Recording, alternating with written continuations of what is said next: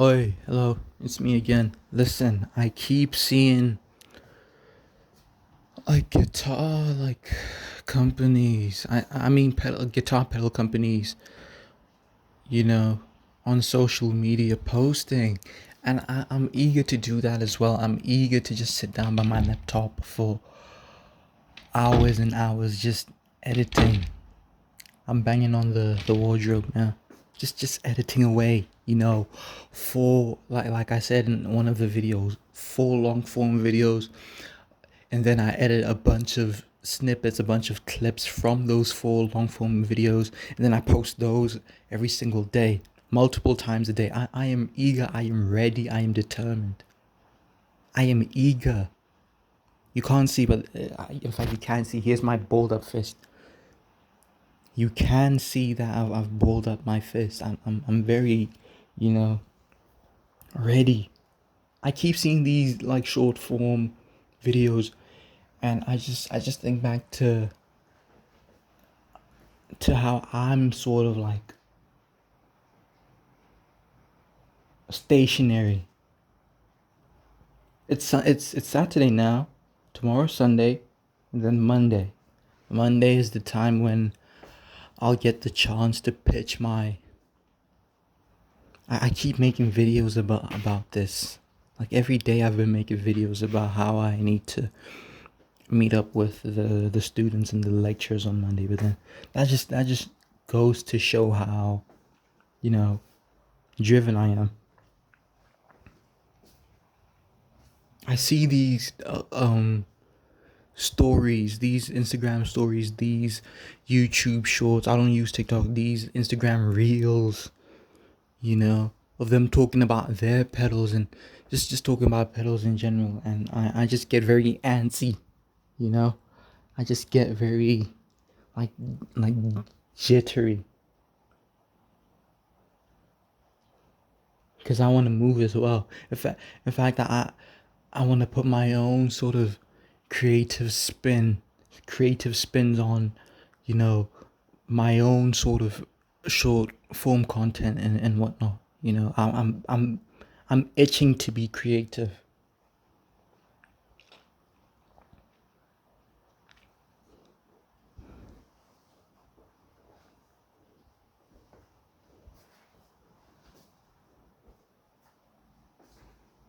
But I'm studying them at the same time. I'm studying how they're going about, making these short form videos and whatnot. I'm studying them because I'm gonna need to I'm gonna need to try to walk in their sort of footsteps. You get what I'm trying to say? Because they're established. They are established. So obviously, if I want to be established, I'm going to have to follow a similar route to theirs.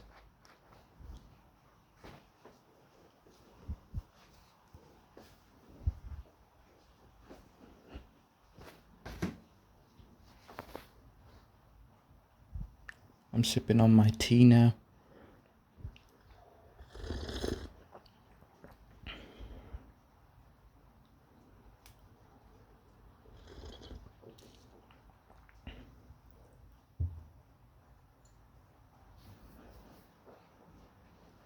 You'll remember in one of the previous videos I spoke about the house that I saw that was on a hill, you know, that I liked despite being against, despite upholding a belief that homes on hills are rather like arrogant and whatnot.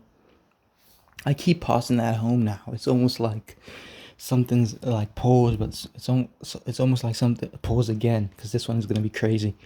It's almost like something is being drilled into me.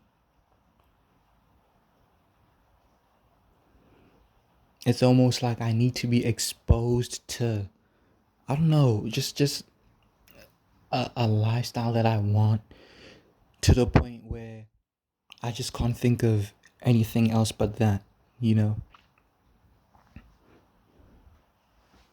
I told you already about how I'll wake up with this on my mind, you know?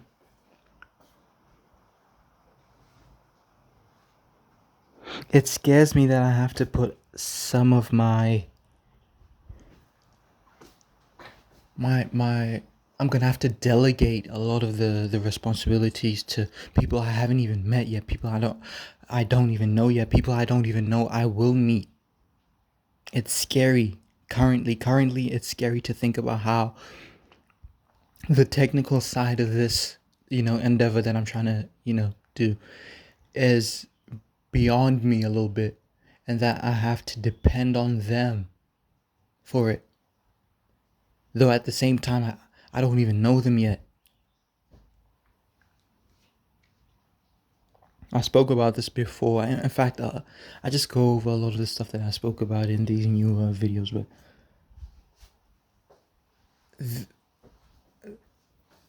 they're just gonna have to do some guiding on my behalf.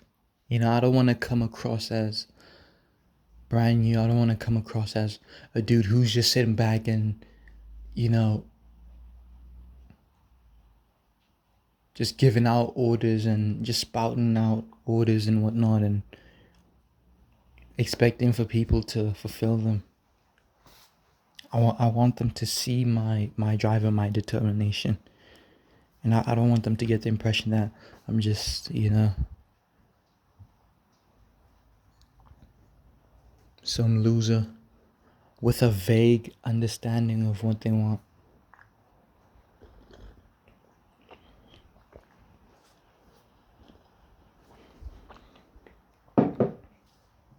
I keep thinking about my future, man. I keep thinking about it. I've been considering, unlike before, I've been considering how my future could look very different from what I imagined it to look. You get what I'm trying to say? Like, I was envisioning my future as something that was very foreign and unpredictable. It's very possible that my future could be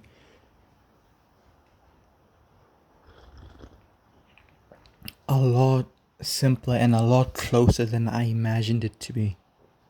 My future could very well be within like a 5 kilometer radius. And previously, I hadn't really considered that. I'd always considered some place I never really, some unfamiliar place, some place I never really been exposed to.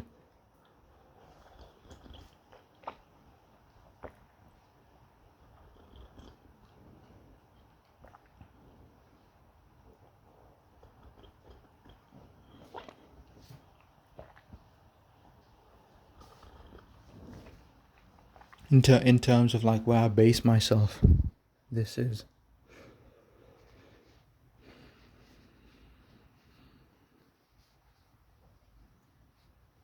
I'm really driven, man. I've never been this driven when it comes to, a potential business endeavor, a potential means of providing for myself, and just making a way for myself, making means for myself, making ends meet. I never really thought about that, you know.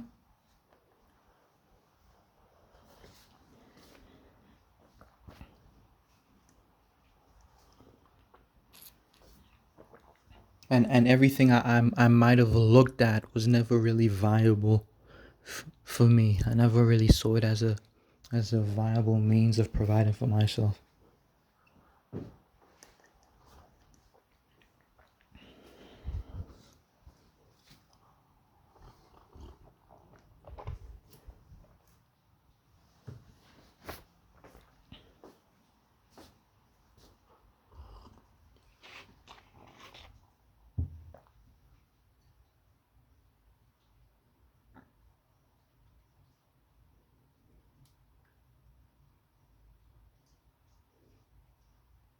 It's like Lil Wayne said.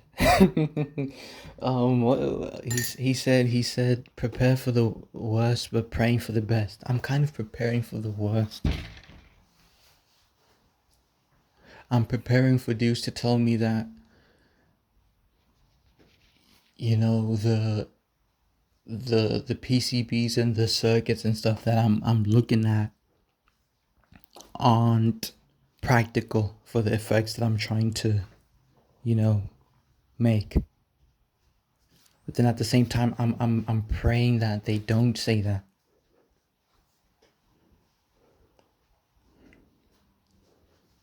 I'm praying that everything falls into place.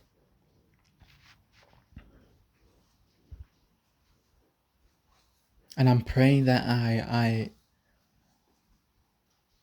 assemble a team that is willing to struggle, like to tug, and to have the other side, you know, tug back, you know, like a struggle. You know, I just had to explain what a struggle is. You know, I'm looking for people who are willing to fight. I'm looking for people who can see my vision. So I'm gonna have to do a bang up job at, you know, expressing my vision and whatnot, which is why I need to get to writing that little monologue. I have the whole of this afternoon and tomorrow's afternoon. We're probably going to church tomorrow. We're most definitely going to church.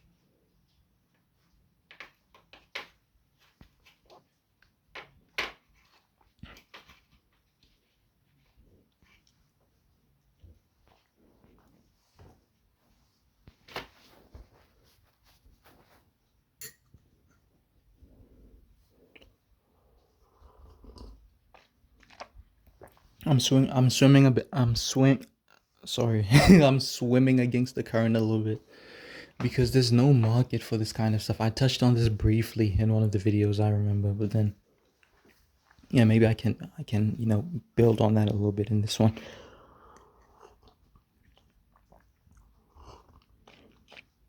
Also, sorry that I'm making out with this tea, man. It's very good.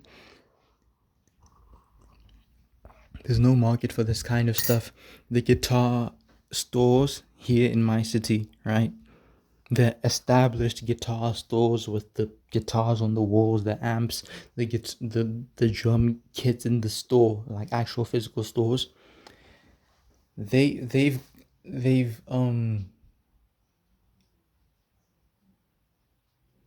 gotten to selling Temu pedals in their lineup of gear, in their array of gear.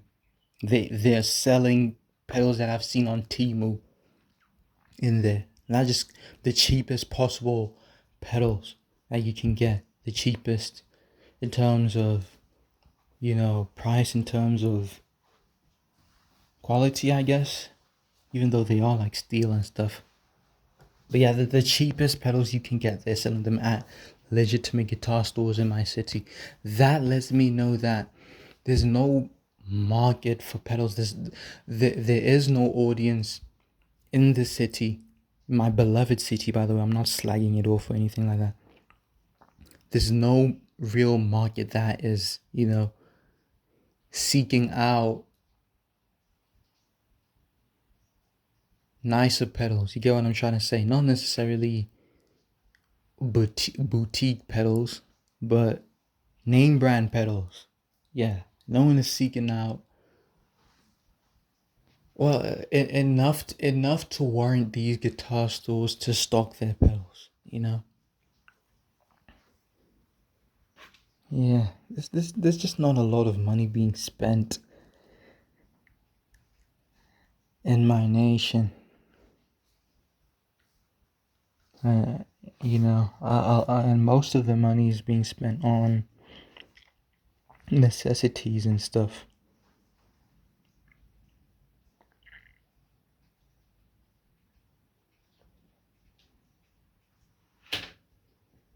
So yeah, I say all of this just to, you know, highlight the fact that if I am doing this, I'm gonna have to pretty much exclusively market myself to a broad audience and a broad customer base, and I'm gonna have to embrace the difficulties of having to deal with that. Even though I imagine I'll just, you know, get used to working with that whole thing. It has disadvantages and advantages, obviously, just like anything. An advantage is that you don't have to set up a physical store. You can just work from home as long as you have ample space to actually store your pedals and stuff. A disadvantage could be uh credibility. People won't see your business as credible unless you have a nice record that people can look at. Another disadvantage, albeit this one is not severe, but then it still kind of bugs me. There is no physical store. It's funny how that's an advantage and a disadvantage at the same time. There is no physical store for people to just you know be amongst your pedals and just to absorb the ambiance type stuff. You know what I mean? Because I think it's cool. Like, stores are cool. Just walking up in a store, buying a guitar, buying a bass, or buying a drum kit, or buying some strings, buying a pedal. That's cool. I feel cool every time I do that. Maybe one day, though. Maybe one day.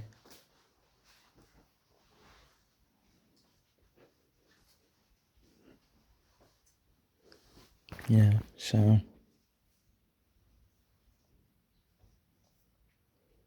yeah, I'm fully prepared to do this. I'm studying the greats who've done this and who are still doing this.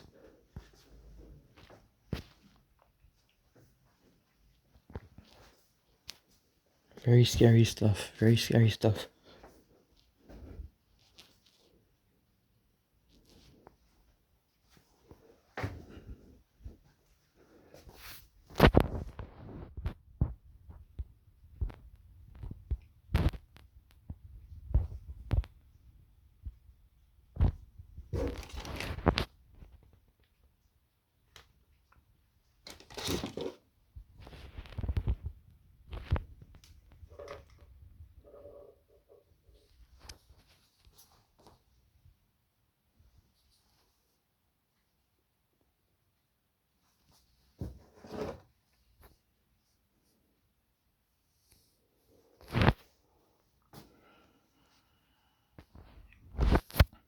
By the way, this is one of the first pedals that I got. Here's the first one that I got. It's a TC Electronic Tailspin Vibrato. I've painted it white since then, since getting it. Yeah, it was marketed as, or at least in the video that I saw, I remember talking about this. Anyway, it was marketed as a lo-fi vibrato, and I was really looking for pedals that could do that lo-fi sound. And then upon getting it and using it myself, I found that it sounded like a very cool vibrato and not very lo-fi. Perhaps there was a misunderstanding there. I wanted pedals that could do tape emulation, like this right here. The Kino. Oh, my address better not be on that. The Kino Tone ribbons, Yeah. Here's my little spot where I put my pedals.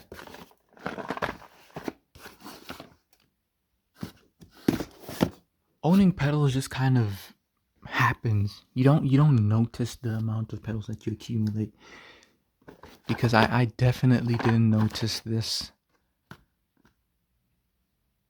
becoming a collection. I just saw that. I just suddenly saw myself with like a dozen pedals. Anyway, we've hit the 20-minute mark. I think that's a good time to stop the video now.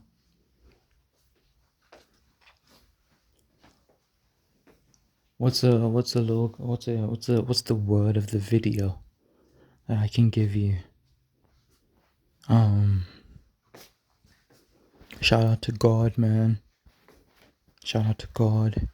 You know, our lives are really in His hands.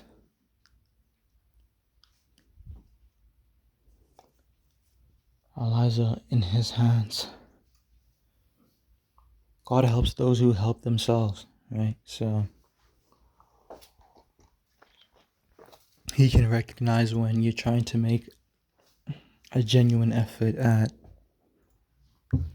helping yourself. So yeah, we just have to tap in with Him.